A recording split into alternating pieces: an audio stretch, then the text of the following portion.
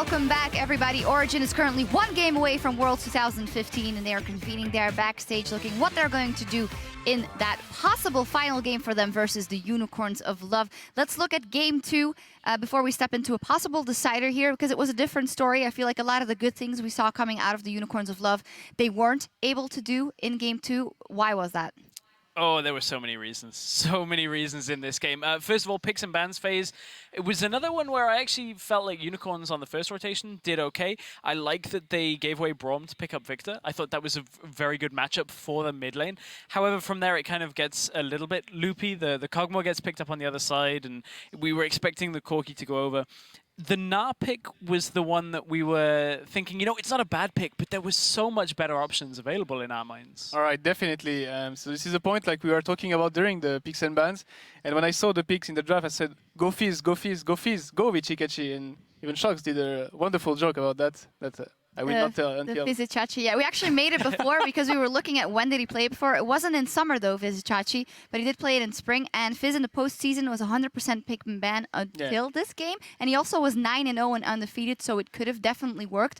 Other things that were quite interesting to me is you give the Victor over once again, and you could say, well, that might be a problem if you're a mid laner, you know it, he's not going to pick the Azir, or he didn't go for the Azir from Xpeke's side at that time. But I think it illustrates the way these teams like to play, because even with a solo kill on the Kog'Maw, and you know the Power of Evil can get fed, it just doesn't work for the way the Unicorns play. They don't have enough to back it up in the end. Right, and Peke knows that he can just take a champion like Kog'Maw, sit back, farm, and doesn't have to be the carry for his team. Whereas on the other side, Power of Evil has to carry. You heard it right at the beginning of, at the end of Game 1, where he was talking about, you know, let me carry on this, let me carry this game.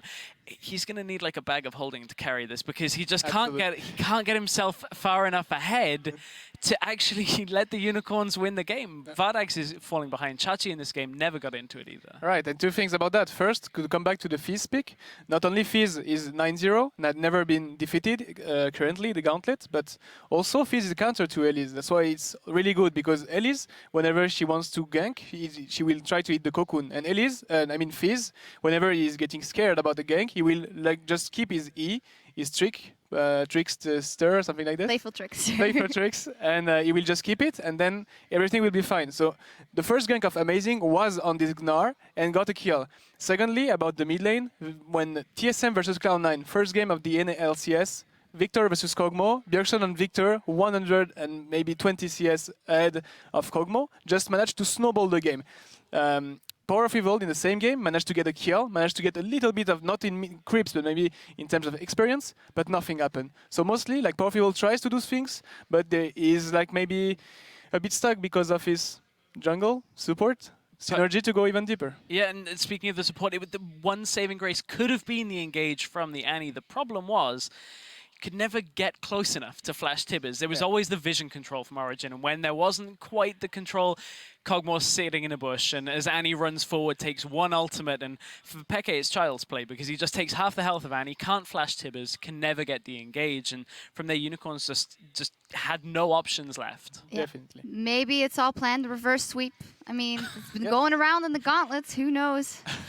Maybe. I mean, you look at yesterday's NA games, and the first two you said the Cloud9 were completely out of it. So stranger things have happened. Stranger things have happened, but for now, though, it is match point for Origin looking towards Worlds, and we asked you guys at home, thinking who you think is ready for the international stage, and at Greedy Raven tweeted Origin, of course. They're the best at adapting their picks and bans and can keep their heads when they lose. Picks and bans, we saw in Game 5, they had a really good pick and ban phase yesterday versus Rocket, and they did adapt, if that's the way you want to see it. But definitely the fact of we saw Amazing being so exhausted and tired yesterday after the series. They had to bounce back from a roller coaster, really, in that Fnatic game, then go back into the Gauntlet.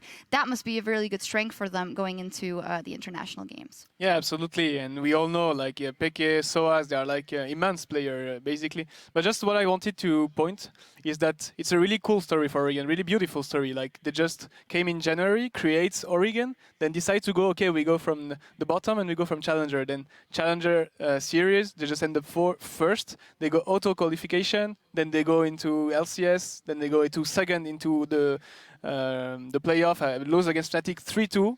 And then after comes back, plays again against Rocket, 3-2 against Rocket, and now against Unicorn. So in a certain way, this is a beautiful story, and I would love Oregon to go through these worlds. And actually, I will take the word from Peke, but maybe they deserved it. Maybe they deserve it, but then they will have to close it out right here and right now in Game 3 or in Game 5. That would also be cool. With the teams ready, we're going to hand things back over to the casters for that Game 3. Thank you very much, Shocks, and the rest of the analyst desk. Guys, be sure to stick with us as we wrap up here in Berlin, because when we are through, the North American LCS will take over for their final world qualifying match between Team Liquid and the Janitors, Cloud9, who like to specialize in reverse sweeping their opponents. Unicorns of Love would like to channel some of High's strats and shot calling, because if they don't reverse sweep, they're not going to Worlds. I think we need some Kha'Zix. We need some Mumu. Some Shyvana, some cheese, sprinkle it on. Some Chaos style. The thing is here, so the conversation we had on the analyst desk, and we also talked about here with the pick and ban phase for Unicorns of Love, it's not bad comps they're running. I mean, the compositions are good. The problem is when it comes to getting, well, that's one problem. Fairly weak early game, we saw in the last one. And then when it comes to having that one specific pick that would just do so well, they tend to not play it. Yeah. Fizz is a good example in the last game. We haven't seen it from Chachi. We know the Victor is going to be the pick for Power Vivo, and that's really been the problem for Unicorns all playoff long. The pick and ban phase, the champion pools are just not good enough. I think it has been a problem all season long. And at the start of the season, you can excuse that. Okay, maybe you don't play this champion, that's fine. But when you're on a patch as long as you are today, 5.14, you know you're going to go into Worlds. That is not an excuse. You can't arrive at the World Finals and say, yeah, you know, Fizz, champion's really hard, couple of buttons, I can't really play it, or Kalista doesn't really work for us, or hyper carries, what are they? We only play around 2 lanes. It's simply not good enough, and you can fault the Unicorns for that.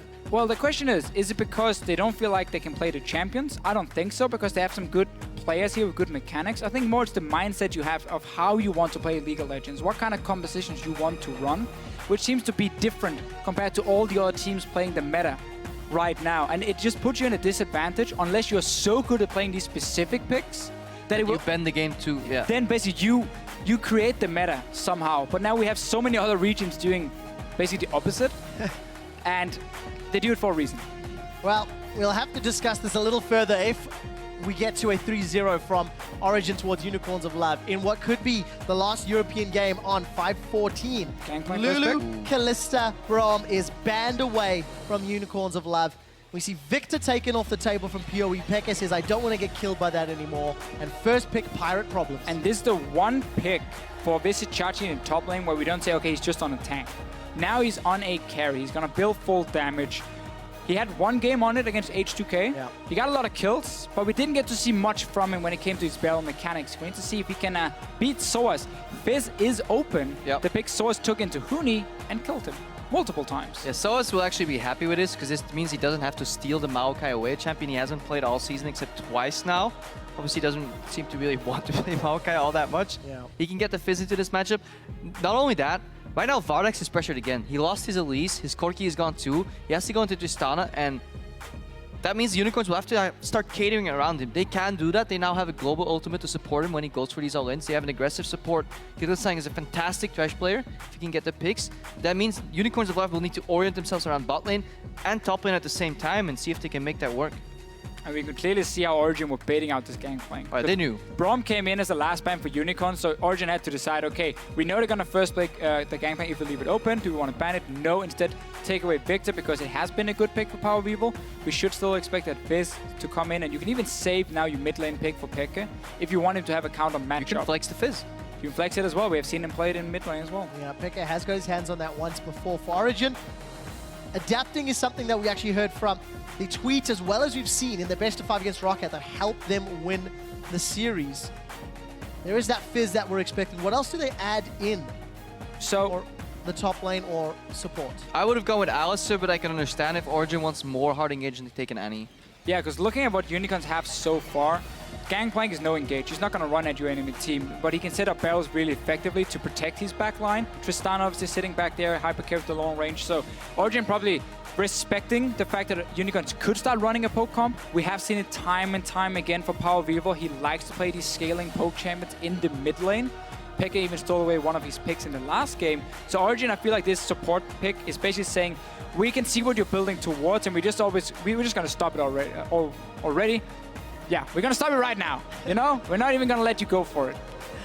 We'll see whether or not Origin... Why is English so hard, man? I know, don't- One day we will cast in Danish, please. Yeah, maybe. Yeah, okay, hold on. Reset. So, Mythy, Annie, Engage, as well as the Flex Fizz. Origin had a very poor tower dive in the previous game. It could have been punished more. It could have been more problematic, but it was not. Ooh. We are going to see Azir for the first time from Power of Evil, as well as Horror going back to Lee Sin, the champion that he played throughout the quarterfinals, throughout his Week 9 games. So he did say he could carry on Azir and Victor. Well, he said he had a in the backpack. games. Yeah, sure. And they could jump into it and he will take care of the rest. It's not that big at the moment.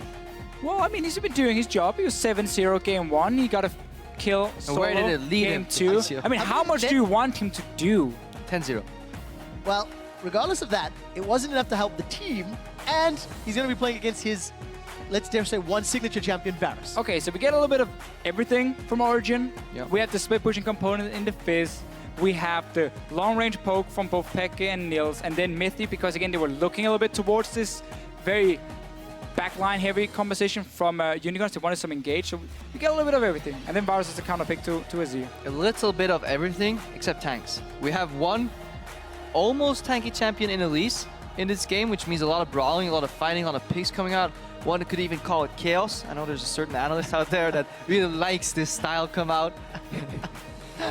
We could just see Soaz though. Devolve into this style. Yeah. Yeah, Soaz can just go train default tank, but obviously again he is split pushing. So Not by definition yeah, super yeah, tanky. exactly. It's not a Maokai It's not about by any means. Not like the two previous games, but for Origin, they also have an explosive team composition that wants to get the damage down and look to engage. These team fights can be over in like 5 seconds, basically. Oh, yes. There's so much damage on both sides. Cannot wait. Ducky and Sheepy leaving the farmyard of the middle of the stage for what could be the last time of 2015. For Origin, this regional qualifier has exposed a lot of weaknesses. Yes, that's the weaknesses hand signal. But it's also shown how good they can be. Side lane manipulation, pick and ban adaptation, you know, depth of character down against Roccat in what could be the last game of the year. And Origin smashed them in 24 minutes.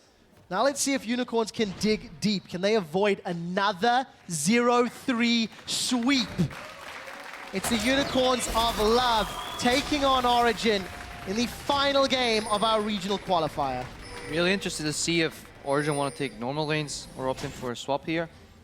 Strategically speaking, they are by a large margin the better lane swapping team, so they could bend the game to their will. In my opinion, with that, Unicorns have shown that they've just not been adapting the greatest. They've got maybe the first 5 minutes down, but then they haven't played enough games correctly to get through that later on. And the thing about that top lane matchup, Soaz wants to get his level 6 before he really wants to start going all in against the Gangplank, and that's where the problem is for the good old Gangplank. You used to be able to just max your oranges and be like, haha, I'm just going to heal for everything and out-sustain. You don't do that anymore, so you are open for all-ins from a Fizz, and it's very easy to land a fish onto you. And then in the bot lane, obviously the first couple of autos are still in favor of Annie Corki. If it comes to a trade, Tristana really gets that damage advantage once she gets to 4 stacks on that E, potentially jump in for amplification, but you need full control of jungle vision for that, and that is something Unicorns of Love haven't really had this entire series. And I want to see if Origin now sticks to the same kind of lane swaps we saw against Roccat, where it's a lot of focus on getting Source as quickly as possible into the wave together with the AD carry and support, so you fast push down that tower 5-10 seconds ahead of the other team. And one thing you need to notice then is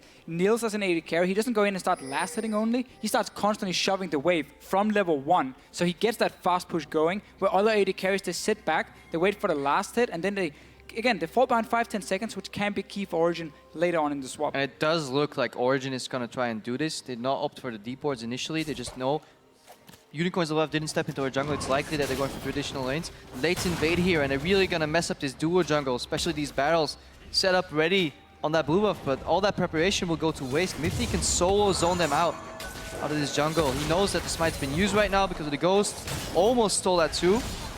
But yeah, this means at least 2 camps on this side, 3 on top, so 5 camps for the duo jungle from Origin, that's fine. Very big advantage. Bit of a greedy start we have seen before from Unicorns of Love as well. I mean, if you have a champion where you want to set up some barrels beforehand, do it on your strong side. Do it where you know your dual lane is already, so you guarantee they can get that fast clear. Because it does sit them behind, and keep highlighting it. Look how Niels is constantly just shoving the wave. He's pushing in because he wants Source now to join as fast as possible. And the time, Unicorns of Love are far away from this tower. So suddenly, 10-15 seconds will be in favor of Origin. That's enough to decide what's going to happen next in the swap and give Source a big advantage when he gets some extra minions as well. Yeah, let's see if Soas does stick around for that minion wave in local gold. The one benefit that Unicorns have, Tristan is very, very good at killing towers, as is Gangplank's passive. Now I want to see what Chachi does once this wave bounces. Yesterday, we saw Steve initiate the freeze and then realize that he would get zoned off. Whereas Soas, when he knows somebody's going to zone him off a freeze, he will just quickly push the wave backwards when the enemy lanes is approaching. Let's see if Vizichachi watched that series and learn. And again, that's the thing about being fast in the swap, because once you start the freeze, it's at the tower here when it dies. So you're very far away from your own turret. If 2 guys goes down to support an AD carry, which Origin will always do with both Mythy and Niels, they will zone you off the farm. So you basically either have to leave the lane or you have to try and fast push it out, but then suddenly you have a lane where you won't get any farm the next few minutes and you have to swap to the other side. Interesting adaptation. They gave the gold of the tower fully to Vardax. So it's the first time I see Unicorns of Love play on their hyper carry. Disagree, because it should have gone to Gangplank in my opinion, because he's the champion that needs it, probably just to get it over the pickaxe threshold. Yeah. He has a bit of an advantageous matchup now into Corki. That's the problem for him. When you have to then rush down the tower, you don't get enough for the pickaxe, you just get a second Doran's Blade. Corki, of course, doesn't really care, because going for the Phage first anyway is just get a longsword, and it's fine. You get some combat stats building towards the Trinity Force, so he can be okay sharing it with Soas. Horror knows Horror's behind, so Mythy will have to likely flash out of here. No more knockup from that QE combo from Azir. That's a flash from Mythy. Soaz is in a little bit of trouble. I take that back because he's got Amazing's help with Vardax. They've got the teleport from Chachi as well. Cancel. And a defensive repel. You have to send 2 guys up here when you want to push out this wave, because Origin will always have backup ready for Soaz. They value him getting so much farm in the swap. Chachi had to TP up, so it's not worst case for him. But Summoner's being blown from Vardax. In the mid lane as well, though. Pekka used both. Amazing, of course, used Flash in the gank. And Origin pinpointing the weakness here. Going for Vardax, who was on his own trying to clear that wave. Obviously, very easy to predict it too, because Tristana auto pushes on her own. And now the problem for Chachi is you have a wave that's going to push towards Soaz as well. So you will have to overextend. Amazing can return to this top side if he wants to and force Chachi away. And then make sure Soaz gets that advantage that is so key in these swaps, especially when you have a matchup where the Fizz at level 6 can all in on the Gangplank again and again and again. And look at where Horror is going. He's going to the bottom side of the map when his top side needs help. There's no communication here. It is much more important for him to assist Vizichachi in getting experience in farm. There is no way in hell that Vardax and Hylissang are going to die 2v2 against that wave that is pushing in. Especially since Niels is down in items. Look, he's even basing. So Horo is going all the way from base to the bottom side of the map to get Krugs. He's now walking into an empty lane almost. So he's wasting so much time on his own, and the Unicorns of Love really need his assistance. Inefficient pathing from Horo. We did see Amazing at least put a little pressure on Chachi before deciding to pick up his first itemization. Niels has also swapped, so he's going to be heading up to the top lane with Mythy. Because you can see down the bottom lane, the Tristana, as we mentioned a few times, will automatically push the wave. So the Fizz can now recall and catch another big wave on the bot side. Chachi, on the other hand, is going to have to deal with both Corki and Annie. Once he wants to farm, it's probably going to be shoved into his wave, but it also opens up Mythy to start roaming around the map. And Hylissang is doing exactly the same. So we get these lane swaps that just keep going on, where they keep swapping around. So the support suddenly will no longer sit in a lane. They will fall behind an experience. But if they can assist in a kill in the mid lane or in the jungle, it is definitely worth it. And that is why Corki has been such a stale meta pick overall. Amazing gets hooked here, but there's no backup just yet. Actually, Horror goes in. That's an early ignite as well. Power of Evil's come to respond. There was no flash. Emperor's Divide goes backwards. First blood picked up by Horror's Lee Sin. Alive, plenty of backup here. Soaz is looking to assassinate Vardax though, 1v1. Let's find out. No Chum the Waters or ignite from Soaz. He's halfway to level 6, so still some time before he can look to go all in for the kill. While all that's going on, Niels is pushing the wave into Vizichachi up top as well. So very good move here from Unicorns, also knowing they had to push in the mid lane, so it's very easy for Azir to move in, provide some backup. Now Horo is going to find Pekka. He is. Or is he The finding Chain of Horo? Corruption does not connect. It's the most missed skill shot in League of Legends, I'm sure. But there is going to be some tower damage onto that middle turret as Pekka, no summoners, still gets pressured. That was a horrible ulti from Pekka. As we get back to the game, Unicorns of Love have got themselves a kill, have got themselves a tower, and despite some of the mistakes on the map, they are now grouped up in the middle lane. They want to find Xpeke. There's no flash. Oh, I no missed shade, it. but the cannon barrage is burning. Here comes Horo. The resonating strike picks up the kill. He's 2-0 on the blind mine. I love what Hylissang did initially. Put him next to a wall, eliminate one dodge angle, but he shot his hook a little bit too late, allowing Xpeke to step out. Tricky. Good sidestep from Xpeke, but doesn't matter when Horo's Lee Sin is on point. And Unicorn's really playing around this mid lane because Pekka had to use both summoners in that early trade we saw.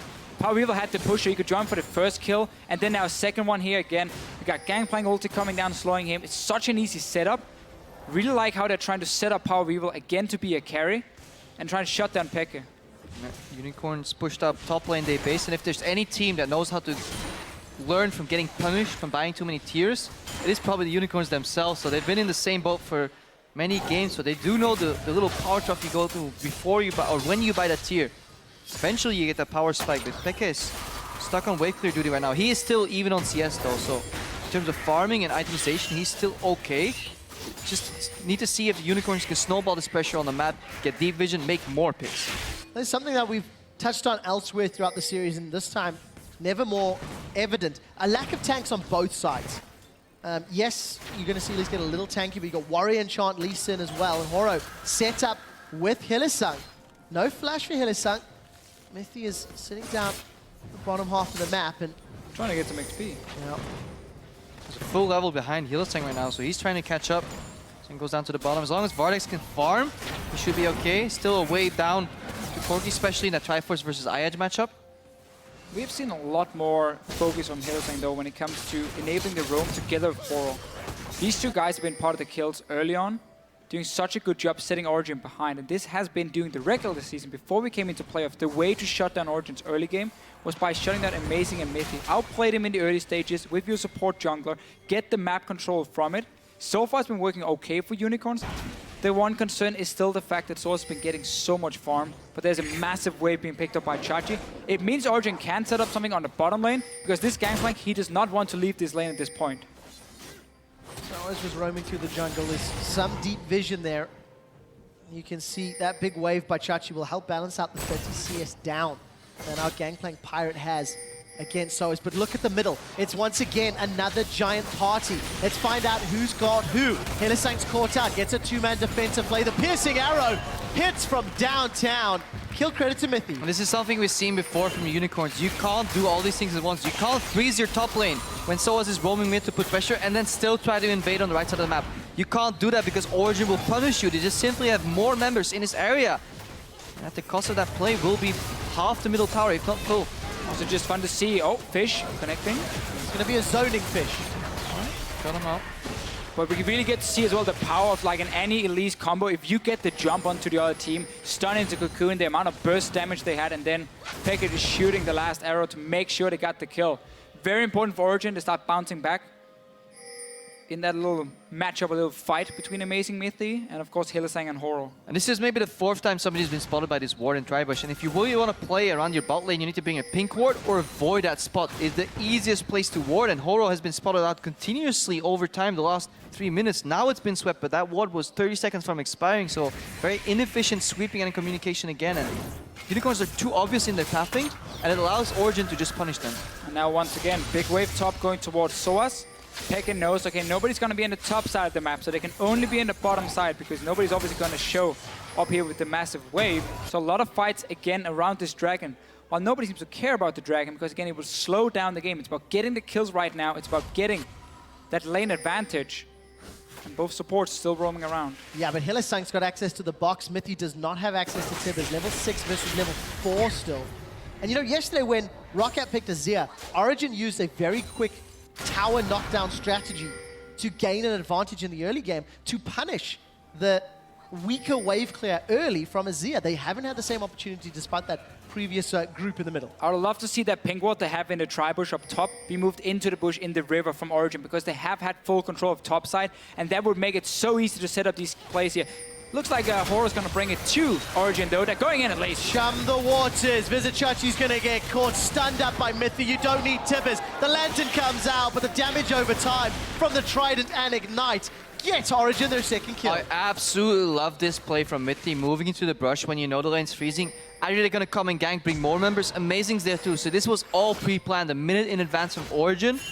And they managed to make it stick, even though Vizichachi ate an orange. Mithy just simply flashes after, stuns him. And Amazing kept Horo busy. And then they predicted what the Unicorns were going to do. They knew what they were going to do before the Unicorns really had it all figured out themselves. And it's just that super annoying situation as a top lane, and when a wave is pushing away from you, you can't just ignore it because you can't fall further behind. You are gangplank, you need Trinity Force, you need Infinity Edge, very expensive items.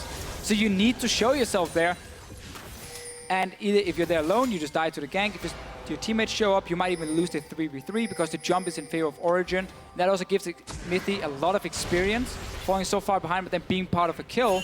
Now he's level 6. And that's the difference. Hylissang, yes, he's out-leveling Mithy, but that's because Mithy is pathing to the areas where he's needed a lot quicker. Eventually, he catches up due to these kills. He's checking Horo right now, Pink Ward goes down. But Hylissang, he was still around mid when Mithy was already positioned in that brush, so yeah, a little quicker on the trigger on the side of Origin. That's going to be how Origin can win this matchup. With the Fizz, with the Annie, to get those combos together. Fan votes at home heavily. About as one-sided as so as a CS at the moment over Chachi. Like, what do you do as a gangplank? You need about what? How much gold do you need? 7,000, 8,000 for Infinity Edge, Trinity Force, and that's only for you to really start becoming super strong. Again, you need even more than later on if you want to be a late game carry.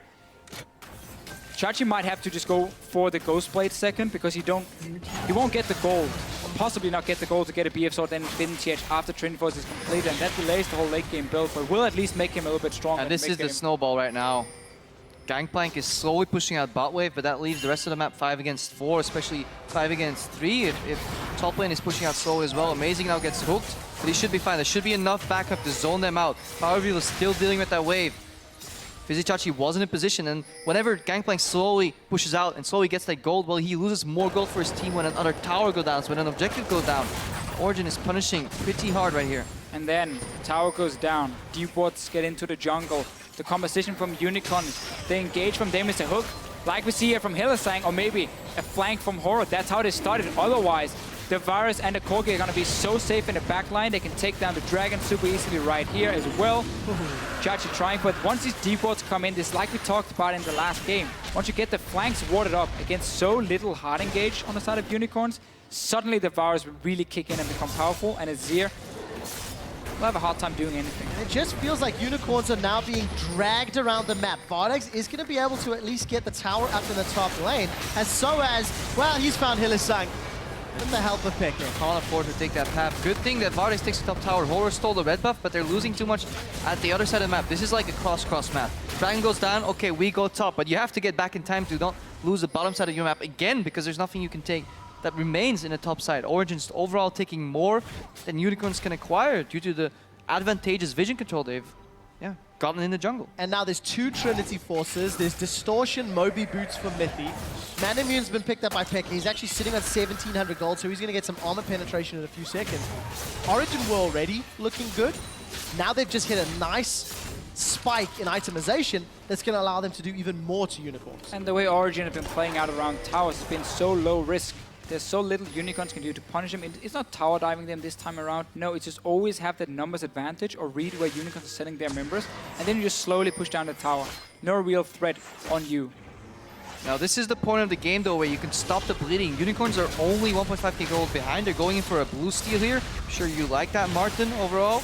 But if they can stop the bleeding and they can even out the gold, they're still in this game. They have triple damage composition.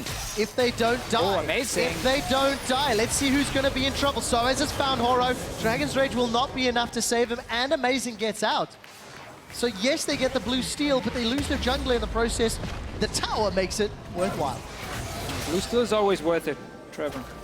Yes, it is. Hylissang gets the play on Mithy. Tibbers comes out. I think there was no stun charge. Mithy's going to be in trouble. Vardex wants to go aggressive. His Peke is now in trouble. There is a flash for Peke, and he's got home guard boots on, I think those are. I don't know with Distortion earlier. Regardless, Niels pushing up in the top lane as it looks like Unicorns of Love stick around middle. At this point here, if you are the Unicorns and you're getting so close to taking the kills, you just got to all in for them because you need something. You're losing your side lane. Source is going to join in, and Hylissang, there's a trap. It is a trap. The flash goes nowhere. He goes to the Grom. Hilly tries to escape, but he won't get away from Chum the Waters. The Narwhal, Killer Whale rather, gets the kill credit. Here comes Power of Evil. He's got the help of Horo. Defensive flash from Mythia. This is getting messy. Cannon Barrage comes down from Vizichachi. Becca's nowhere close. Hold him in place. Big crit there from Vizichachi. And here comes Power of Evil from the river.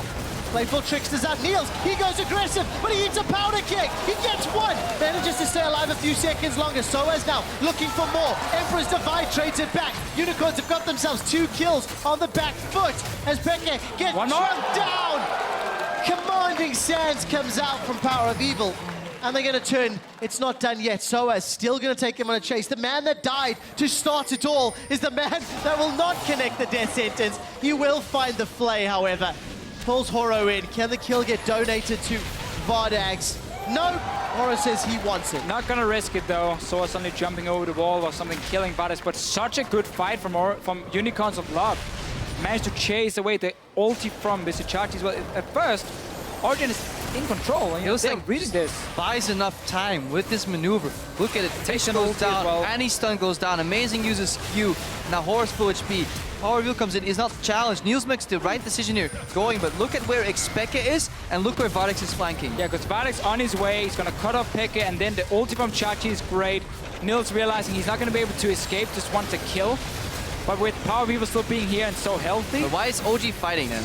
That's the problem, this is miscommunication. Niels is saying, I will go suicide 1-for-1, but OG, they decide to take that fight, and then they donate 2 more kills, and that is the biggest difference. They can't afford to misinterpret these fights and cause decisions, because that was a big mistake by them. And props to Unicorns, they really capitalized on that play. They really capitalized on the greed and had to even out the game. Yeah, take a lead in the overall gold for the game as we hit 20 minutes. We saw how Unicorns struggle when they have a gold deficit at 20. They've got IH, they've got Triforce, a bunch of kills on their carries. And you know, Cripper, you said in the pregame, Chaos style was a thing, and it seems to be coming back in what could be Unicorn's last game. Not touching that one. That was a joke. Chaos style is not a thing. I'm just taunting. That's gonna be your talk. I'm not part of it. Yeah, I'm really taunting Monte Cristo here. I don't think it's the right style to, but it works. Chaos style is the best in the world. Back to actual analysis. Show. Not really sure why Unicorns were sending 4 guys to the bottom side. Now Hillesang is walking straight into Soaz. Soaz is going to be chunking him down. Playful's up, even though he gets caught by the death sentence. Won't be enough for the kill. Why did the Chaos comes down? It just looked so good for Unicorns after that fight where they punished Origin. Suddenly 4 guys walk down to the bottom side. Origin takes a free top tower, and now this. Free kill for Origin. They still have poke. It's very, very strong. With 20 minutes in, the Corki is in the power spike. The Var is at the same time. You're just going to push on this mid lane. Barrel mechanics, barrel mechanics. Someone's going to get hit, and it does chunk Niels for about 30% of his hit points. But Origin are going to rely on the poke from Peke and not overcommits. The fact that Origin did manage to get a tier 2 tower in the top lane is big for them, because it just gives them a little bit extra gold. It is so hard to snowball and get remaining towers before the enemy teams even them out. Now we're 4 towers to 3. Kills are pretty even. Fight for blue buff. Spec is helping. Game is pretty close, but the Unicorns, they really need to start thinking ahead more. That one play was good because it happened slowly. I mean, everybody could see what was going to happen. Unicorns were finally on the same page, but they kind of stopped talking. They're like, okay guys, we aced them. Now we can win the game, and then they just really don't know what to do next. It's more difficult with all outer towers down. You have to go quite deep into enemy territory to get any more of those objectives. Origin will at least get their second dragon completely uncontested. Deep vision. Not the greatest, but there is a few wards from Origin inside Unicorn's jungle. That's right, into it. Very cheeky recall position. Well, here's the thing, and again, it's boring to always keep mentioning division and so on, but it's not boring, Deficio. I like it. You like it, fine. But for Unicorns of Love, in order for them to really execute this composition properly and get the fights onto this poke composition, they need those deep wards here, because you've got to be able to set up the flank with your Lee Sin. You can't just rely on Hillesang walking forward, land one hook and say, guys, that's a fight, let's go. Because that's too easy for Origin to play around.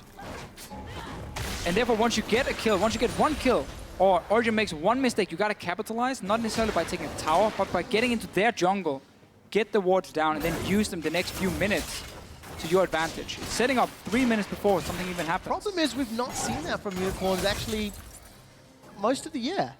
As a team, the joke around Chaos Steel thrived when it came to these slightly messy games, and they took advantage of the mess and the misplays to get their advantage. Only advantage in not predicting or planning what you do is that your opponent can't do it either. If you don't know what you're going to do next, How will Origin ever predict it? Well, let's take your towers. Yes. Yeah, you can run around the jungle all you want. Lawyered, I give up.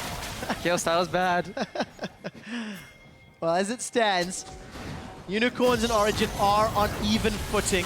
There's one tower extra for Origin, but it's Unicorns on the offensive. They've grouped up middle with that Sun Disc as backup. And you cannot just push against the Varus. He's going to wave clear so easily, even Nils can join. So now down the bottom lane, someone needs to deal with Soaz, who's pushing in. He's going to go for his Nash's Tooth second item build once again. So he really wants to be able to shove down these towers. But it makes him very, very, very squishy for fights. And every time Vizichachi groups for some of these plays that the Unicorns are setting up, he loses 1 or 2 waves on the side lane. And 1 or 2 waves isn't much, but over time that accumulates and just stalls or launches Soaz even further ahead to the point where Chachi can't even deal with it anymore. And that's when the Unicorns get in trouble, if Origin can abuse the split push to their advantage. And you get the problem as well, when you can't start the fight, the poke will land at some point. You might see 10 skill shots getting missed, but then number 11 will hit. And once you start slowly getting chunked, you will have to go back to base suddenly. And that opens up for Origin then to move away from the tower in towards the river and start setting up for Dragon or Baron. And now you got to deal with face checking into poke, into anti-tippers, into ulti from a Varus. No tippers. Okay, no tippers. That tipper's not the greatest for Mathias slightly. Well, it was the point. He had to face check in. The thing is, there is one ward on Baron in the pit that Origin haven't found, and they assumed it was complete darkness. Therefore, they assumed Horo would face check further. Thank you, observers. That lone ward will buy enough time for Unicorns to, get the Oscar. Just act as if, oh guys, we don't see what's going on in Baron. We have to face check and then juke out every time somebody tries to punish you. Entire time that this vision game has been played out in the top half of the map, Soaz is only now leaving the bottom lane. He kept shoving it in, waiting for Chachi to show and playing it safe. He's not even recalling, actually. Got teleports available, so Origin relatively committed to their numbers in the top half, and seeing how long Soaz can maintain control in the bottom lane. Soaz is just lulling Vizichachi into a false sense of security. Chachi knows he has to be careful on certain rushes, but once he gets pushed farther... Why is Horo down here? Trying to make a pick, maybe get some vision out so Vizichachi can at least push out far enough. He's not dropping any wards though, not team player. But and then suddenly Baron. This ward is still there. It's gonna expire obviously just in a few more seconds, and Origin's gonna see it, so they realize... They don't even see it. Oh, they don't even get to see it. Getting removed. Teleports traded though. Soaz did TP in for that play. Chachi cancelled his. Maybe not actually if he arrived. We'll watch those cooldowns in a little bit. And Chachi right now is giving up on the Infinity Edge second item dream for Gangplank, and Vadax, he's giving up on his life. Well, he's down. Soaz is going to find him the tick. More than enough and an easy kill for Soaz. So again, we get to see their tanky route from the Gangplank, which is just not very effective. I mean, it loses a lot of your carry potential, but again, he's so far behind. That is where I like to see Ghostblade second coming in, though, if you are that far behind. It's going to delay the Baron a few more seconds, and there's no real tankiness on the side of Origin, so they don't want to take this kill. Aura's going to ride the Lantern to safety, but they've chunked out the jungler. And this is what happens when Unicorns don't have that ward. So that is what Origin was expecting to happen. Obviously, they made a mistake and didn't quite clear out that Baron area enough. They took enough damage, though, from Gangplank, AoE ulti, and a couple of Barons to stop that in the process. So Origin will now have to back up and rebuild that entire vision. So it's a slow process. It involves Soaz pushing bot, then moving out, clearing the vision, then deep warding, and then punishing. But they can keep doing it because, again, there's no reaction from Unicorns. There's 0 wards behind them. There's no risk of a flank. Chachi will never be able to stand 1 versus 1 against the Fizz. So that means Origin will keep having that control on the map until Unicorns pulls out a very, very risky engage. But at this time, you almost just have to do it because you can't wait for Origin to take over the map. But Origin, if they keep doing it but inefficiently and they screw it up a couple times, that allows Unicorns to scale, and that's what Unicorns are hoping for. This is exactly what I believe Origin did in the series against Rocket. A couple of deep wards every time just to stall the Baron long enough for their composition to come online, especially in game 1 against Rocket. To see if the Unicorns have watched that, to learn from that. If Origin have perfected their Baron baits, but you can't afford to leave a ward in the pit. That is like Baron 101. Yeah, but right now, there is a little bit more time for Unicorns because there's no TP for Soaz. He used it before, so he can't really show himself on the bottom side. That makes it a lot easier for Unicorns to set up that potential engage. They gotta land the hook though, or the Q from Horo and start the fight. Here's the engage. Talisman of Ascension comes out. Flash tippers onto Hylissang. They're going to focus the support. They've got themselves 1 kill. They invested a fair amount for that, but Chum the Waters is still up. He's going to connect onto Horo. Horo's not going to carry it further, though. Piercing arrow comes out. He's going to flash over the wall, or ward hop, rather. I'm going to see some barrel mechanics to clear the wave. So, Hylissang is down. Origin peeled back. They've got vision superiority around Baron, and they're going to force the face check. Cannon Barrage is up for Chachi. How are UOL going to respond? Baron below 50%. They're going to be maybe in time. No, they're not. They're too late. Baron is secured by Origin at 28 minutes. Chain of Corruption goes way wide. Power of Evil claims what I believe was a Mythy stun. Chachi's going to be chunked out. Plus the Missile Barrage. Now Vardax is the next target. He's going to get slowed by that hail of arrows, and Origin decide to back away, not overcommitting. So Origin gets the engage because once again they're in the dark. They pop everything they have. Unicorn's not in a position where they can get onto the backlines. They have to run away, gives up a kill. Then we just see Origin go straight back to Baron. Would love to see that Chachi also being placed to surround the entire pit. Yep. Knowing that, okay, we can't get in there in time, get them as low as possible, so for the fight after, we might be able to take them down. Origin had room to kite around, and we saw how low Source was. Good decision making around that ultimate. Neil stepped into the pit. Origin says, okay, we're in time, or can't reach us. Vardax almost got the reset. I think if he managed to just not jump the full distance, he could have maybe turned around and killed Soaz quicker. Soaz did fail to hop into wall though, so obviously can't expect that to come out. Could have been ugly for Origin, but good decisive shot calling around Baron is what they've shown in multiple games so far in the series. Took a long while for them to perfect that Baron bait, but eventually they did get it. Yeah, that's the thing, they get rewarded. We're still only 29 minutes into the game. They are ahead in gold to 3,000 at this point, but they've been betting around that Baron for such a long time because Unicorn doesn't seem to have any plays to make. They're not setting themselves up in a position where they can make a play, so they're relying now on the outplay. They're basically relying on Origin to make a mistake. We need someone to overextend, get hooked by Hylissang, and they can pull him in and they can start the fight, or Horo to kick someone back. But again, that requires Origin to make that mistake. And that shows in the scores as well. Hylissang is often desperately looking for these hooks, overstepping. Finds one on amazing now, no follow-up. Cannon Barrage does come in though. Defensive flash, Ignite is ticking, and Amazing will survive. But very nearly losing their jungler. That Sundisk from Azir is going to stall out some of this Baron time. Origin have the lead. Origin have one more foot in the World Championship. But they need to break through the inhibitor base, and it's Soaz pushing top that wants to do it. And that was the kind of hooks you can get before the team start setting up these wards here on the flank, because there was nothing really in the jungle to spot Hylissang.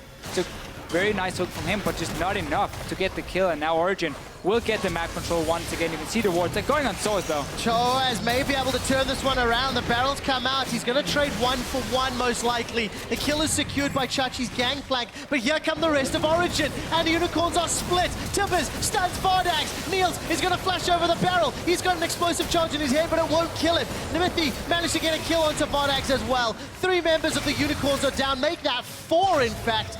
Power of Evil is going to do the best he can to defend, but it's 1-on-4 with Baron minions on the way to the tower. Origin may be able to break open the base at 31 minutes thanks to Soaz's split push. Talisman of Ascension is coming out and the cocoon doesn't connect.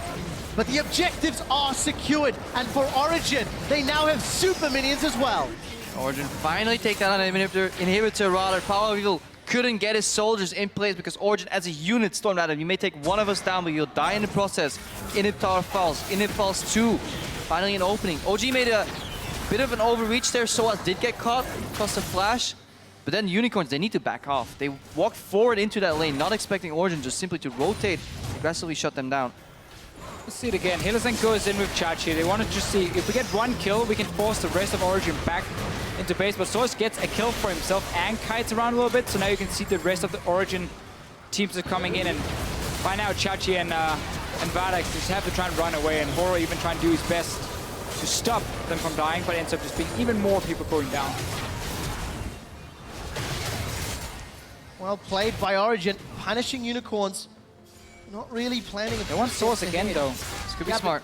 at what cost? Look at this. Soaz is going in on Power of Evil. Emperor's Divide actually may delay this. Unicorns are committing. Look at Origin. They're pushing through the middle lane with Niels. Soaz is down, but Niels will get some damage on this tower. Amazing is going to try and stop the recalls, but I think he's too late. So Niels on the mid lane tower with the rest of Origin now. If they take it down, the kill was not worth it for Unicorns, but they have to try something. Look behind, the teleport comes in. This could be a decent fight, but Chachi is alone very early. He is alone, he's gonna go down 3v1. Chachi's trying to get away, puts a barrel down, but it simply will not matter. And in the background, Amazing's even able to get a kill onto Bardax. Horo's gone low. It's completely coming apart at the seams. Origin have got 6,000 gold, more than their opponents. They are gonna get another inhibitor. And the flight from Expaco Airlines that Amazing and Niels want to board to Worlds is going to be booked soon. Origin just have to focus the Nexus. You see though again, Unicorns trying to get the engage. Chachi teeping in behind. He got that Infinity Edge second, so at least he got some gold for himself. Does means he's very squishy. He's not the guy you want to flank, but they have to try. I mean, they got that kill on the Fizz in the bottom lane, and when you fall this far behind, Desperation might be your best bet. You have to go for those plays, just didn't quite connect. Maybe if they all bought home guards and rushed out of the base quick enough, could have been it. I think they committed too much on a kill on Soaz. They really didn't believe in Power of Evil canceling that Soaz Q with ulti. They all pathed around the same way, then forced Visit Chachi to use his ultimate. Imagine if Chachi didn't use Cannon Barrage on that bot lane, he could use it mid. Suddenly we had a whole different, not a whole different game, but a whole different 2 minutes of the game. That could have been enough. Good flying TP, but could have saved an inhibitor. Coulda, woulda, shoulda. Yeah. Back to Baron now, and Horo placed the ward on the other side of the Baron. So he doesn't have the same one as before, and I do believe Origin now have learned the lesson, because against Rocket yesterday, the same kind of ward was in the way, and now they should bring a pink or a sweeper. It's when you respect your opponents enough that you think, they'll never ward the pit, right? Who does that these days? Because we'll sweep it. They'll ward outside of the pit. And then you mind game them by being, well, not so, not so smart and actually warding the pit. Beautiful. 34 minutes. We do see that Infinity Edge finally completed for Chachi. But it might be too little and it might be too late. We haven't really touched on it too much, but due to the abundance of vision control, Origin are sitting quite comfortably on 3 dragons to none. Oh yeah, Dragon is in the game. Dragon's in the game. I mean, if all else fails, just occasionally casually walk by that pit, because I don't think Unicorns of Love have even seen what the Dragon looks like this game. As long as you don't sacrifice anything for it. Yeah. So right now it's easy peasy, take the Dragon. Except for the fact that you have to keep up the Baron area. So I don't 100% agree with Origin walking towards it. And I can see they decided to say as well, oh, we don't need all 4 guys. I think yeah, they can solo it, so that's okay. But now Soaz needs to be a little bit careful, because they're very split up on the map. I think it's fine going for Dragon unless you sacrifice a Scuttle Crab. It's fine if you give one guy for it. And you can always kill wards, but you can't get rid of that Scuttle Crab. That's going to be a pesky nuisance for at least like 90 seconds, so... And as they're doing now again, just keep Amazing on his own, because the other guys is enough of a threat to force Unicorns away from it. But it does give Unicorns an opening to get plenty of wards in the Baron pit at least. But insurance claim for Origin, you know, if all else fails, 5 dragons, and we can still board a Expaco Airlines Worlds. Are they starting Baron? Yeah, they're 2-manning Baron. That boarding pass is basically being written for Origin. The number 3 seed from Europe. Soaz walked the super minions in. Soaz is pulling attention. This is again the same play, but it's Dragon number 4. It's Baron for Origin. Soaz is still alive. He hops over the wall. The soldiers come through, and it gets the kill. But with Baron on 4 members of Origin, with only 1 Nexus turret remaining, Origin just have to get over that final hurdle. This is the kind of game where you start hating Soaz really when you play against him, because he can be so annoying when he's dancing around in your base. He's constantly split pushing, and it can just feel like so good to walk down and kill him. Just 4 guys, you know, get that kill. You know anyway the Baron is lost. At least get something. Reminds me of a Chao Mei or Kao Mei Rengar World League. Just can't get rid of him. He's always in your base, and by the time you kill him, they take something else somewhere on the map. I know, it's always these top laners, man. McNoon did the same. I actually feel the Unicorns probably hated Soaz earlier. He stole away their Maokai pick. But as it stands, pick it. Crushed dreams, broken hearts, and the gets. Yep. As well as the rest of Origin. They are now grouped up. The top lane inhibitor has respawned. It does slow him down though. Soaz still has the path. He doesn't really want to go for the aggressive teleport. Origen, slow and steady, wins the race. Slow and steady eventually destroys the base. Worst case, they fail this push and then they go back to Baron And they get Dragon. Aspect. And they get Then they get the 5 dragons. Yeah, 5 dragons. I They mean, finished in style. If you're going to Worlds, make it pretty. 5 dragons, Baron. We need Elixir of Iron on all fabulous. 5 members. And then you wait for the Ziggs proc so you look gold when the photo comes, the Nexus. I like that. We'll have to wait a long time because there's no Zeke's Harbinger for Mythy yet, but I'm willing. I'm willing to commit to that for it stands. Origen are not. Soaz has pulled up a big minion wave to face Chachi in the bottom lane, and Hellesang looks for a Hail Mary hook, and it does not connect. Origen continue to poke away. There's 3 members in the bottom half of the map. That means the top inhibitor surely is going to fall. Neil's not running the risk of going too close, and Power of Evil still zoning for a while. That banner-empowered, Baron-empowered cannon minion is doing a lot of work. Oro needs to be behind the Origin team here, otherwise he cannot do anything, and there's no way to stop them from just pushing in further and further. You gotta go for that all-in engage. And he baited us. He managed to get the Chain of Corruption, though. Did not connect. Amazing repelled up as well. But with that time waster, Soaz has pushed half of the inhibitor's HP down in the bottom lane. Now Origin are playing inside the base of the Unicorns of Love. Unicorns of Love being set up for an excruciating defeat. If you want to go down, this is not the way. Slowly torn apart, slowly spread through thin. We're likely going to see a panic engage of some sorts come out. They're ready to pull the trigger. 2 inhibs down, 3rd one going down, and right now they want Soaz. They definitely do. Chum the Waters has been used from Soaz, so he can't channel it. The inhibitor's standing, though. They've killed Vardax just off screen. Niels has got himself a second as Peke secures the 3rd inhibitor in the base. Super minions will be pouring through, and for Origin, 3 inhibitors down, looking for 3-0 to take down the Unicorns of Love. The European regional 3rd place seed is about to be finalized. The 2nd best team in Europe, Origin, pushing Fnatic all the way, getting pushed by Roccat, obliterate Unicorns of Love, and book their tickets to Paris.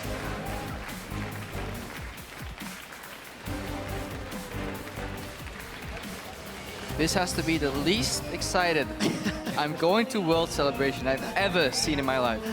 Yay!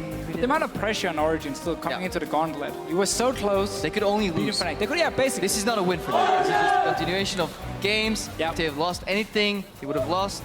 Everyone talked about how they deserved to go to Worlds after they showed up against Fnatic, and now they get it. 3-0. Game 1 was a close one. We saw Unicorns with some good plays, some good engages, catching out Origin a few times. This game here as well, while it was even in gold, it never felt like Unicorns took the next step in trying, okay, how are we now going to close the game? How are we now going to push this advantage? And Origin felt like they were in control basically the entire time. What have we learned from Origin then, from watching them against Roccat go through the trials and trepidations, and now against Unicorns? I feel their highs, their ceiling is very good. They have the capability to perform well, but they've demonstrated a lot of mistakes and weaknesses over the last 8 games. I think overall they play poke compositions well. Soaz knows how to play 4-1s, especially carry top laners. He has unlocked, hey, I too can play Maokai, something we always have a question mark, you know, can he play tanks? Yes, he can, clearly. Can he? Will he? Will he is the question, but can he? But overall, they've also shown some weaknesses.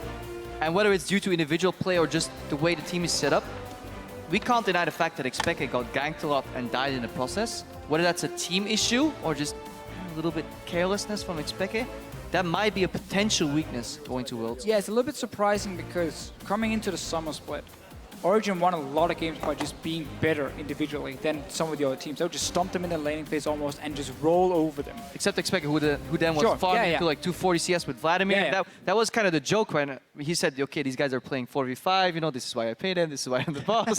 Sure. And it worked. But then, now when we see some of the plays they're pulling off where it is the correct play to make, they fail the execution. You know, they miss a skill shot here and there, or they go in too early in the dive. How dare they? Or whatever it is.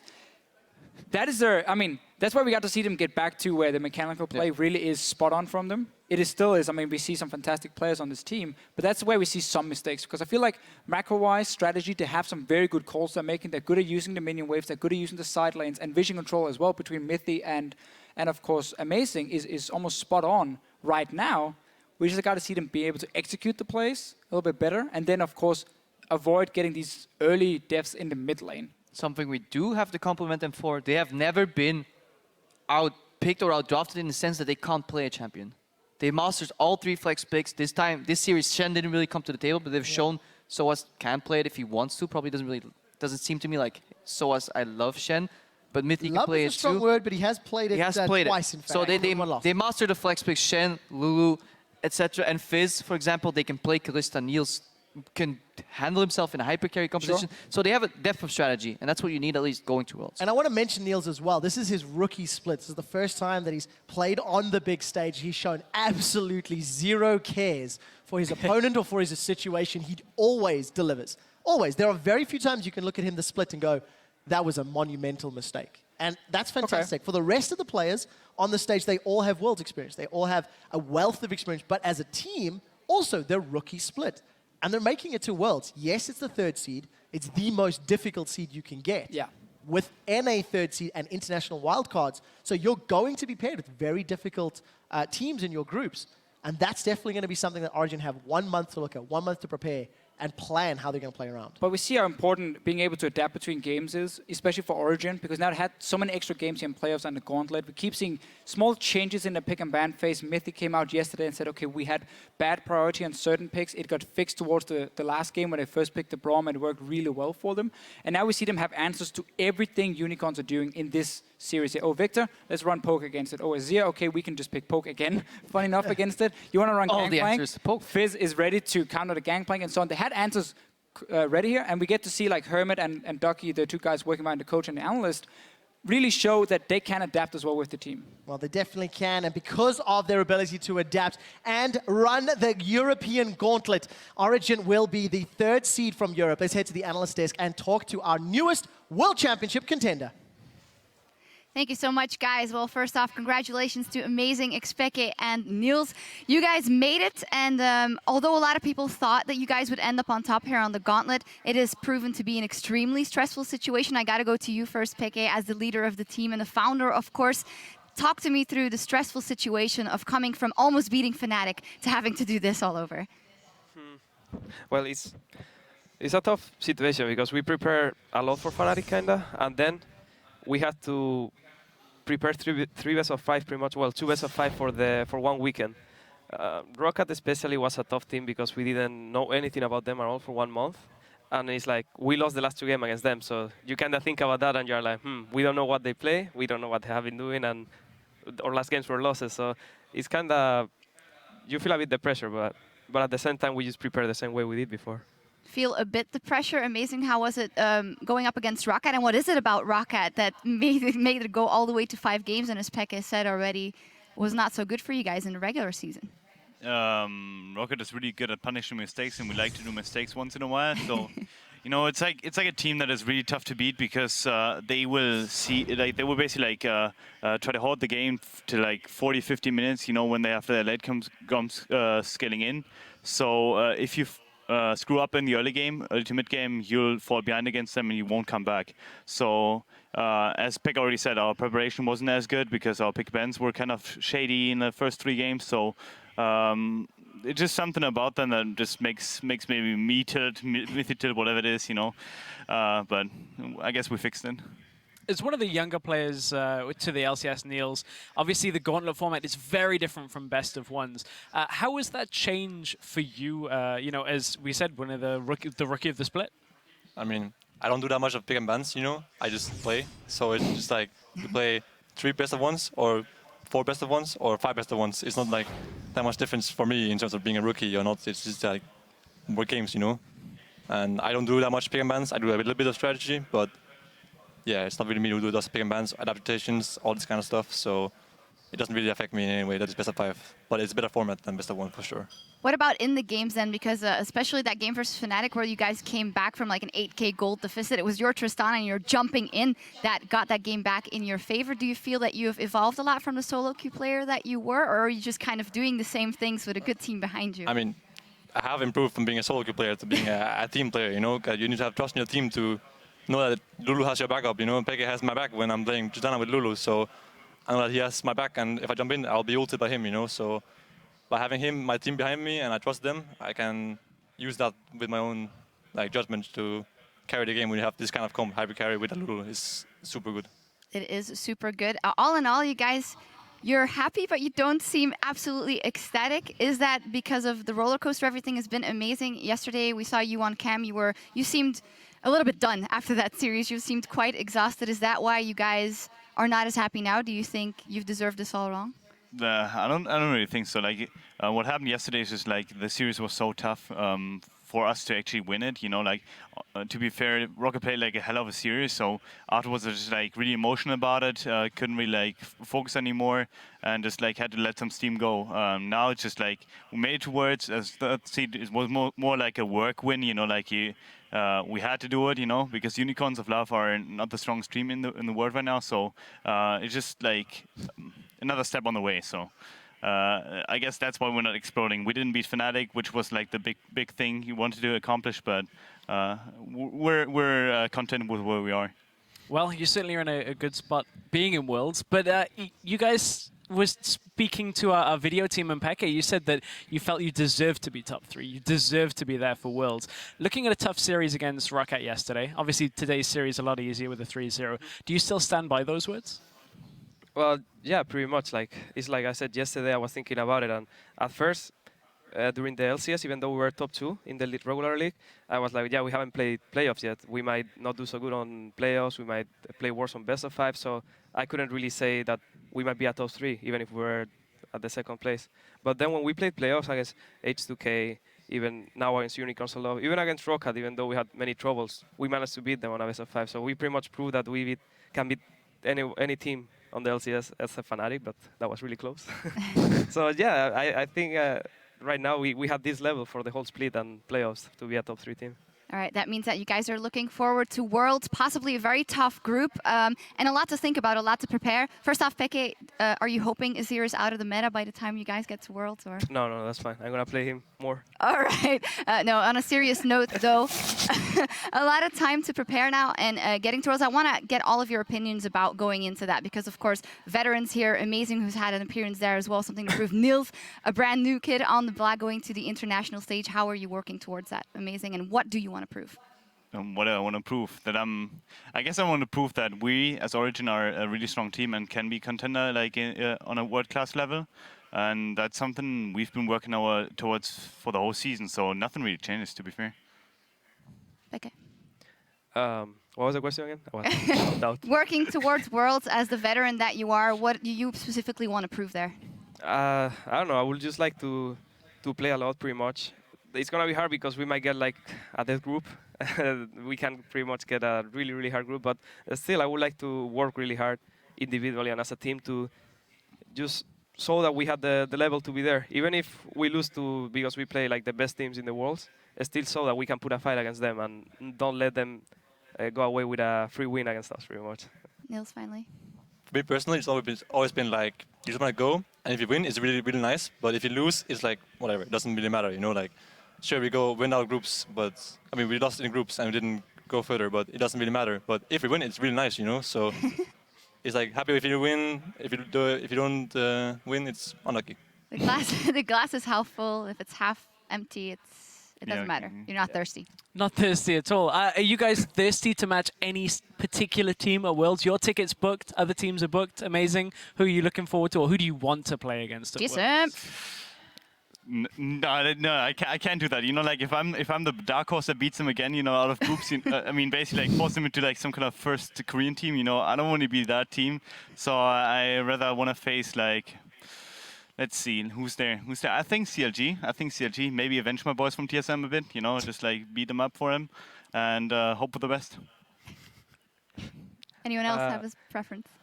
No, nothing really, because we're gonna face tough opponents. For sure, I don't have him. I wouldn't mind playing TSM. I would actually like to play TSM because I didn't play them for so long. I don't remember if 2 or 3 years now. It was really a long time since I last faced them. So it would be good to play against them, maybe. Nils, anything preference or just? I don't really care. A win is a win. Playing. I'll just go there and play, and if winning against someone good, it's really, really nice, you know. Yeah, Same oh, you're thing again. such a positive person. It's Yes. fantastic. It's great to Yes. see. One more thing while we have you guys here, we awarded a player of the series for this one as well, and it was kind of cheated already because you probably saw it on the teleprompter, but amazing. Congratulations. Thank you. Well, you say what? Especially in the first two games. No, actually, very good performance. the way that Niels played in the first game, I think he deserved it because like his Tristana was just like really thick. So thank you for the honor, though. What should I say, dude? Nice Yeah, job, no, cool. thank you. Cool. No, I think that's good. Well, congratulations, you guys. Player of the series for amazing, but you guys all stepping up, running the gauntlet, fantastic, and we'll see you at Worlds. Thank you. Thank you. Thank you. All right, now with our 3 European Worlds contenders locked in, let's check in with Quickshot for a look at the competition. Thank you very much, Shox. First of all, congratulations once again to Origin and all the guys on the analyst desk for participating today. So with the victory today, Origin are the number 3 seed from Europe, joining Fnatic as well as H2K. The 3rd seed from North America will be determined later today. And as you can see, there are still 4 spots to be determined. One of them will be from North America. We've got another international wildcard team to determine, 2 from China and 1 from Korea. So this table will be wrapped up by next week. We'll know all 16 teams. What does the teams mean for the group stage and how will they be determined? Let's take a look at the group draw for the World Championships here in 2015. Teams will be seeded into 3 respective groups. Number 1 seeds from North America, Europe, China, and Korea are in Pool 1. The number 2 seeds from North America, from Europe, as well as the number 2 and 3 seeds from China and Korea, as well as LMS, will be in Pool 2. And then Pool 3 will include the international wildcard teams, as well as the number 3 seeds from North America and Europe. Now, that's a whole lot of seeding stuff. What it boils down to, 1 team from Pool 1, 2 teams from Pool 2, and 1 team from Pool 3 will be drawn into each of the groups. It's important to note that no group will have more than 1 team from the same region. So what does that mean? Let's do some examples, right? Origin, they're the 3rd seed. So they'll be taken from Pool 3. They could be going into Group 1, Group A rather. They could be joining the likes of TSM from Pool 2. If H2K get drawn, H2K will then jump to Group B because they cannot be in the same group. And then obviously one of the groups from the top of the table, let's assume it's Fnatic, they bounce to C, let's assume they draw CLG, then Amazing gets his wish and he gets to compete against CLG on the world stage. It's still very weird seeing CLG on the world stage. Doublelift on not the analyst desk is something I'm just not familiar with at all, but I wish them all the best. I wish them luck at Worlds. The group draw will be taking place before Worlds commences. Obviously, once we know all 16 teams next week, we will be revealing the specifics of the live group draw show that will take place with the PTL team. So I'm looking forward to it. I'm definitely looking forward to seeing how the cookie crumbles and how the groups shape up and shake out. And I'm especially looking forward to hearing our analysts talk about the groups and how they're going to compete with one another. So now that you get a better idea of how the groups work and how the draw is going to play out, let's head back to the analyst desk to close out the 2015 European Summer Split. Thank you very much, Quickshot. That was very, very informative. A couple of shots fired in there as well. Of course. I think we should talk about the European teams at Worlds, especially now seeing some of the groups. Let's start with Origin. We just saw them playing. We saw a lot of them throughout the playoffs and the entire gauntlet that they have run. We heard them here. Neil saying, okay, if we win, it's good. If we lose, it's whatever. What can they bring to the world stage? Well, they obviously bring a wealth of experience and a good AD carry, something you always need at Worlds, in my opinion. They have depth of strategy. We've talked a little bit about this earlier after the match too.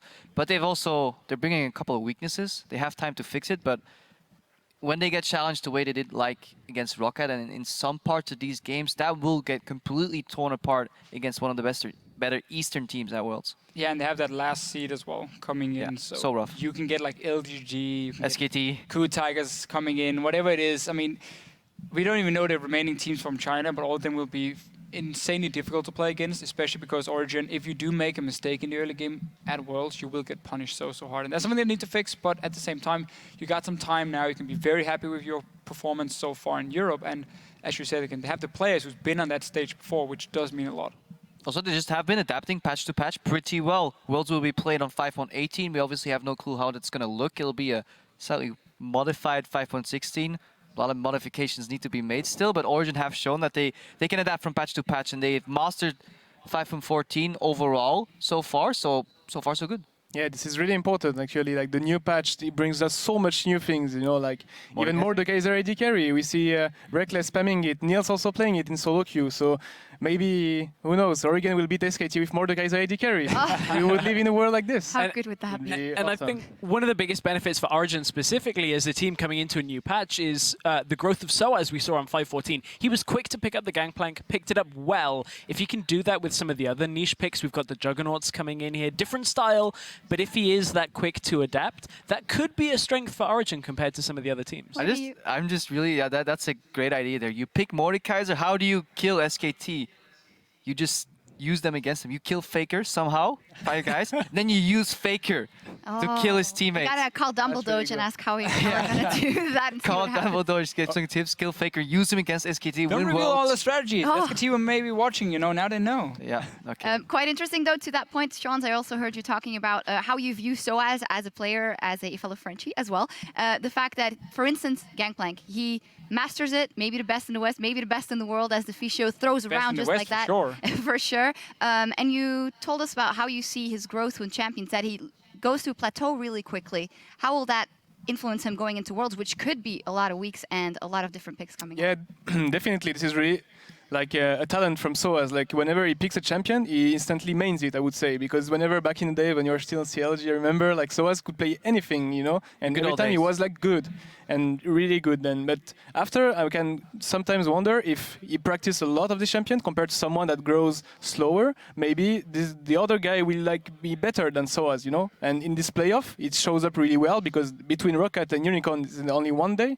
But then after, in the Worlds, new champion gonna rise. I think about Darius top, for example, it's really strong. But maybe someone that will master him way more will be stronger than Soaz. So I have some question, and also to bounce back about XPK champion pool, we'll see a lot of evolution with the new patches. So I'm really curious to see what he has to bring up. I do worry a little bit about how long it took for Origin to perfect the pick and ban phase for them. In the end, they definitely mastered the patch, but we saw a lot of the discussions, a lot of interviews with like Mythi and so on, and some of the players saying, oh, we had the wrong priority, we needed to move Braum further up, we didn't realize how OP he was, it took a long time before they picked up the likes of Azir, and so on.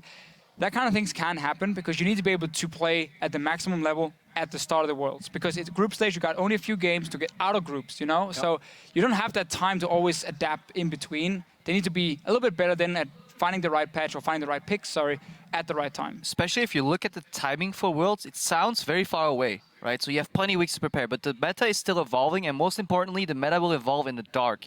These teams, they will go off the grid. There are no more tournaments until Worlds starts. Some of these teams might go to Korea, may not, may get scrims with the better teams, but obviously the best teams in the world gotta hide as much information as they can. That means in that 1 week that you have where you arrive in Europe, likely speaking, before the group stage, that's when you need to get rapid progression, learn very quickly, and that's where we might see where Origin dropped the ball, potentially or not, where they can adapt to the patch, learn from their few scrims, because that's what the teams are doing there. They're just feeling each other out.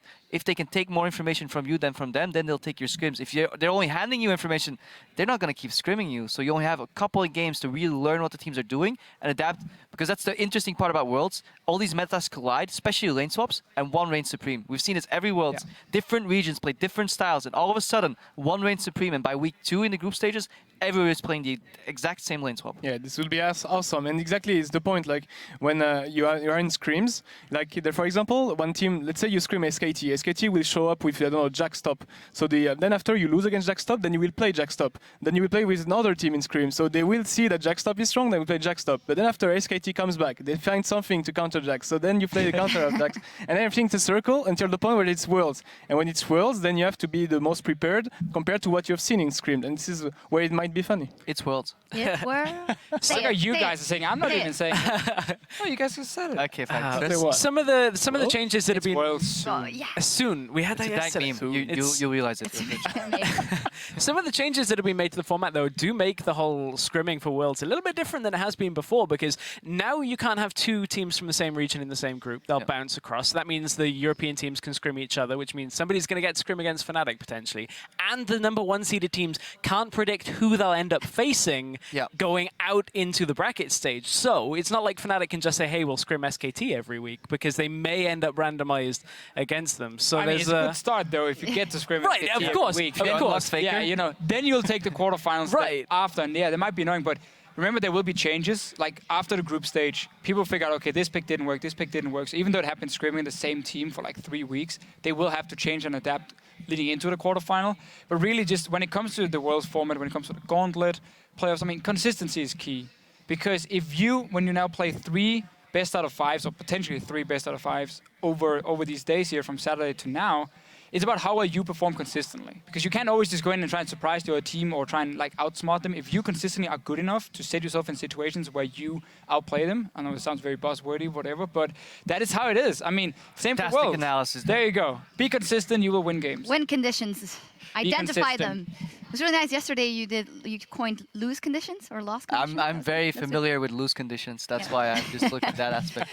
We keep talking about the Worlds format, and of course we're coming out of the OG game and the Gauntlet, so we're talking about OG. I almost feel like we don't talk about H2K all that much because we have Fnatic as one of, the front runners, and then we have OG coming in as a 3rd seed. Let's talk a little bit about H2K because they've almost snuck through and they deserve their spot, but we can't really tell that much about them. Well, the seeds right now going into Worlds, for people that don't know, it's Fnatic number 1, H2K 2, Origin 3. In my head, the ranking of the teams still is Fnatic 1, Origin 2nd, and H2K 3rd. So, debatable. Okay. Disagree. Okay, let's start debating. There you go. I disagree. Okay. There you go. Okay. End of And why? debate's over. All right, no, but I think H2K is pretty strong actually, and Oregon like really in a rush at the moment. Maybe not the best BO5. Unicorns seem to be weak, to be honest, in this series, but they seem to be like in a rush. Even Rocket could have win actually, and I think to come back even more, the first game of the BO5 against Rocket from yesterday, I think changed the team that will go to Worlds. Because I think that if Rocket would have won this game, maybe they would have faced the Unicorn, and I think they potentially would have won. The game would have been different. But still, about H2K, I still think they are stronger than Oregon because of the jungle support synergy. I kind of want to challenge that. I think so. I think H2K You will see. are better when they have learned one single way and they're going to play that way and they'll do it well. As soon as that second week of groups changes and they have to play a different way in a week, that's where we saw them struggle. The patch changed. Everybody else started lane swapping better and H2K fell behind. They didn't adapt to how people found counters to the their lane style. swap. Yeah. And then at the same time, looking at the semifinal where Origin played H2K, I feel like it was because Mithy and Amazing were better than Lulix and Kissing together that Origin won the matchup. So unless Lulix and Kissing can really find that synergy leading up to Worlds or leading into Worlds, I think Origin will be the stronger team. But then again, that's if they play each other. Yeah. Now they got to be able to again play against all these other teams here, and they can also expose a lot of these weaknesses we see from both teams. I just think H2K as a team has had issues adapting. When Cinderhulk came out, they had issues adapting. When they had these genius lane swaps, week 1 to, I believe, 4, they had the best lane swap in the entire LCS. We were praising them constantly because they were really moving out Oruwamne, getting him behind in CS, but using him to just dive towers everywhere. And then you have these games where H2K played SK Gaming. Lulix was walking in 1 by 1. Kissing wasn't with him. They tried to dive. Obviously, SK knew this was coming. They just stood at their towers, zoned them off, and suddenly H2K fell apart. And this happened multiple times overall. They'll need to change their dependency on what's used for them and learn how to adapt on the fly. If they get better at that, then obviously they can do well at Worlds. H2K was the first team together with Fnatic to kind of perfect their dives after lane swaps, which has been the most effective way of kind of play. Like after lane swap is over, you get that numbers advantage where 4 guys go top and like kill the poor top lane who tries to get a little bit of farm. You dive him instantly, and it's very low risk play because you have set up the vision in advance. They were the first team together with Fnatic to really do that well in Europe. Problem is everyone else adapted it because again it was clearly the best style, so everyone else learned it. Yep. And then suddenly it wasn't as low risk, high reward anymore because now teams were ready for it. They would counter it or they would do exactly the same on the other side of the map. And then suddenly H2K didn't get that advantage. So they got to show now with a few more weeks that they can fix some of the synergy problems we have seen between maybe jungle and the rest of the team. And then also when it comes to new lane swap, new picks and bans. A lot of what we're talking about, though, is how H2K have done in Europe. We've never seen them outside, but I don't feel confident that any European team other than Fnatic are going to get out of groups. You look at the problems Origin has, the problems H2K has. You put them up against a number 1 seeded team for any of the other regions. And against a number 2 seeded China, Korea team, potentially even LMS. We always underestimate LMS teams. You forgot NA. Who? Well, just objective. By the way, we will be moving over to NA after this is wrapped up, but we were done quite early, so that gives us some chance to talk about this. But hey, I didn't mean to bail you out. No, Keep going. it's fine. Keep All I'm saying, hey, this is a hole that I feel like there is a clear escape from. Because I think their weaknesses will get exploited against the second-seeded and first-seeded teams from other regions. Oh, definitely. So I think H2K overall have shown that they're not the strongest in lanes, and these teams go showing up in Worlds, they will punish you. I just can't wait for the relatively slow and steady 2v2 lane meta in bot lane, whether they're matched top lane or bot lane, to just get destroyed by Chinese bot lanes. That is what I want to see. You want to see EU suffer, or what? I want to see people get kills in lane.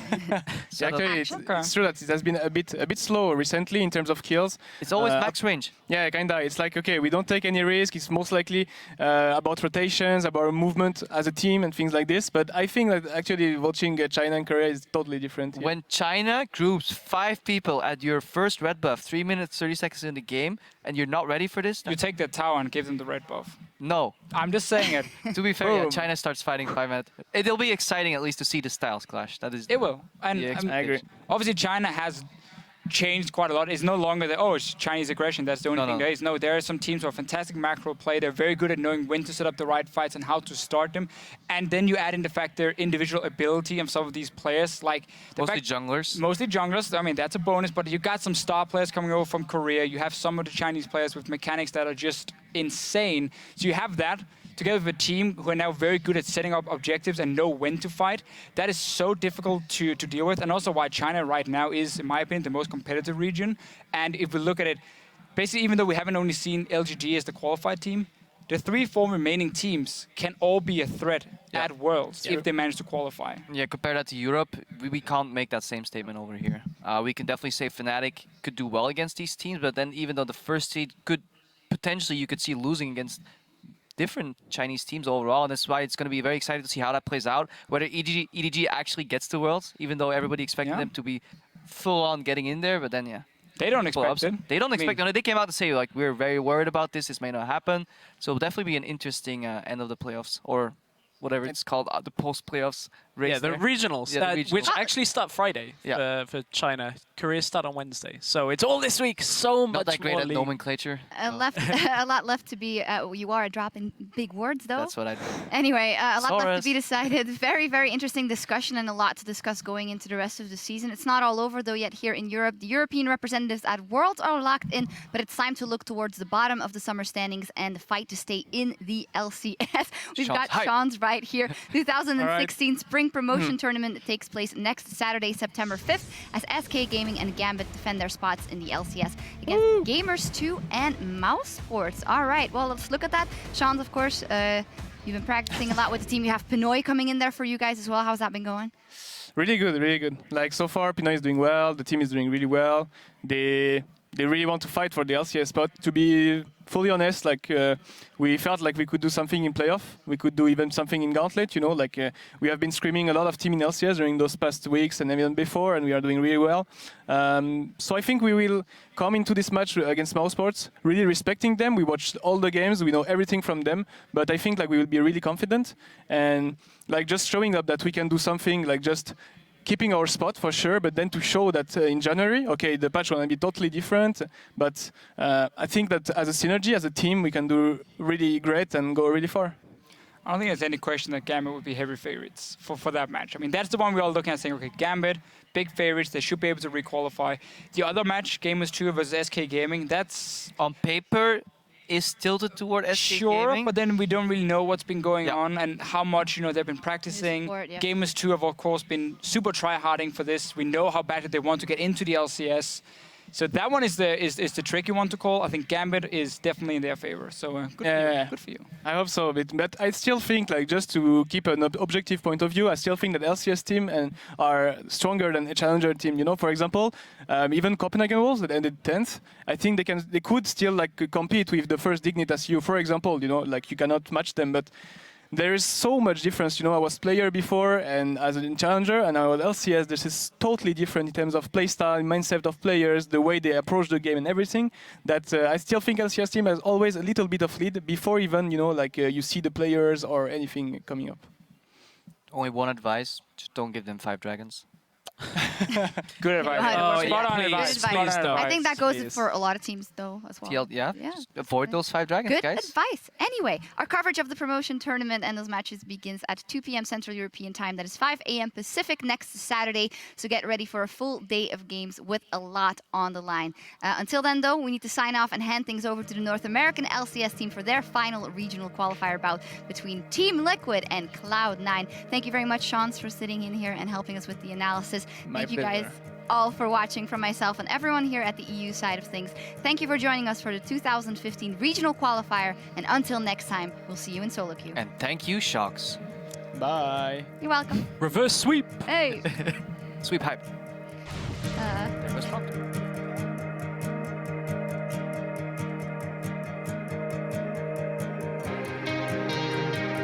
Welcome back to the European League Championship Series. And the Spring Split champions open up summer with a massive victory. Niels jumped on by Lulex. Does he have the damage? Condemned against the wall. Yes, he does. Niels is unstoppable. Holy moly! What did Rio eat for breakfast? Nukta's gonna look for the Quadra. Can he get it? He does! Quadra kill for Nukta. Ladies and gentlemen, Fnatic versus Origin. And this is the game we are wanting. Fnatic put on a fantastic performance. The original fan favorites. They will take down Origin. He gets it! The Bandit steals the Baron! With that loss, the Copenhagen Wolves now find themselves in automatic relegation. I do not think this will be the last we've seen of these 5 players. The SK Gaming has had a lot of troubles finding success so far. He's trying to defend. Bird is the word. Take a look at this. Holy moly. Trucking Mechanics is in the house. A quadra kill just like that for the Oriona.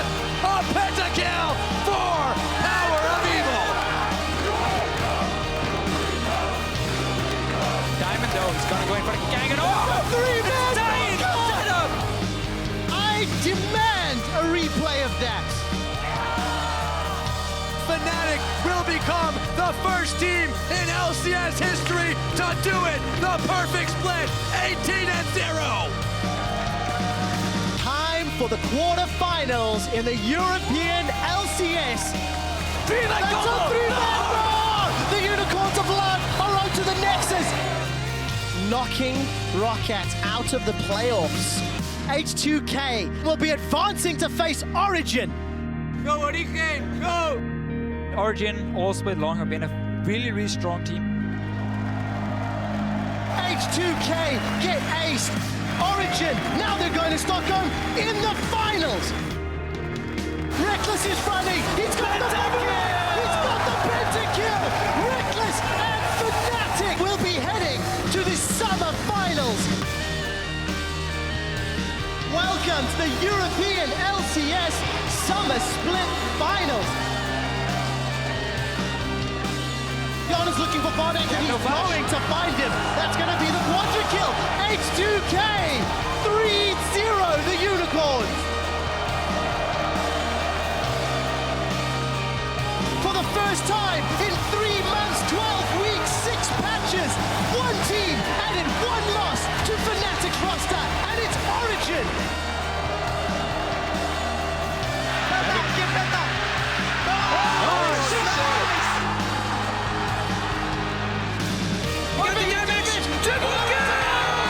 Soul's got it!